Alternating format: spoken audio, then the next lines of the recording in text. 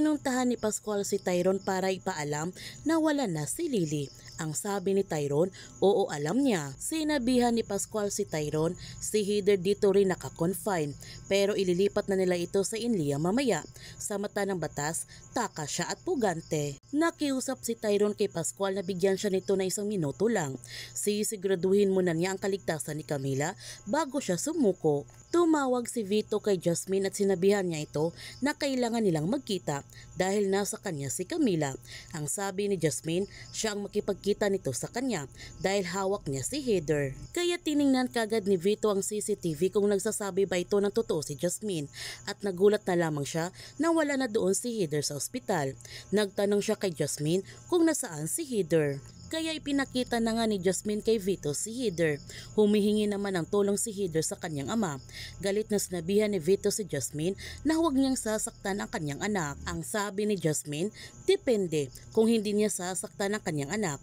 Nagtanong si Vito kung ano ang kanyang gusto. Ang sagot ni Jasmine, magpalitan sila ng anak at ipinakita niya kay Vito kung nasaan sila ngayon ni Heather. Binalaan pa ni Jasmine si Vito na huwag siyang lolokohin dahil malalaman din niya ito. Pero hindi alam ni Vito na kumakampi na ang kanyang anak kay Jasmine dahil gusto ni Heather na itamang lahat ng kanilang pagkakamali at minumulto na siya ni Marigold.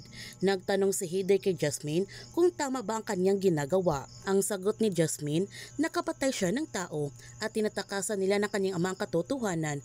Tinakbuhan nila yung kanilang pananagutan. Hindi na nila mababalik ang buhay ni Marigold pero sa ginagawa niya, marami siyang buhay na maliligtas. Kaya oo, tama ang kanyang ginagawa. Sinabihan ni Heather si Jasmine once na sa kanya na si Camila at nasisiguro niyang safe na si Camila, ipangako niya sa kanya na hindi niya sasaktan ang kanyang ama at ang kanyang ate Iris. Ang sabi ni Jasmine, basta sumunod sila sa usapan. Gayon pa man, pinagsabihan ni Vito ang kanyang mga tauhan na dito lamang sila at walang susunod.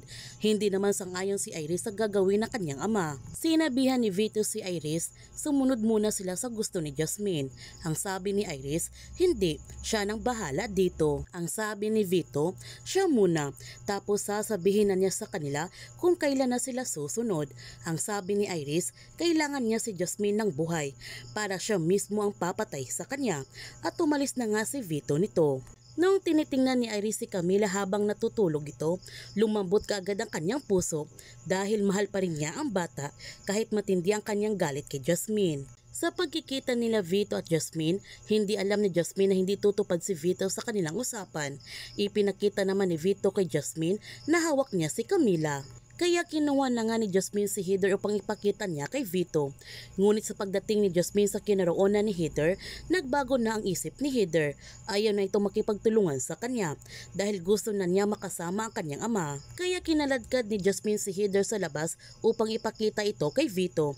Pero sa kanilang paglabas, itinulak siya kaagad ni Heather at tumakbo kaagad si Heather sa kanyang ama. Nung nasa kamay na ni Vito ang kanyang anak, kinuha niya ang kanyang baril at binaril niya kaagad si Jasmine.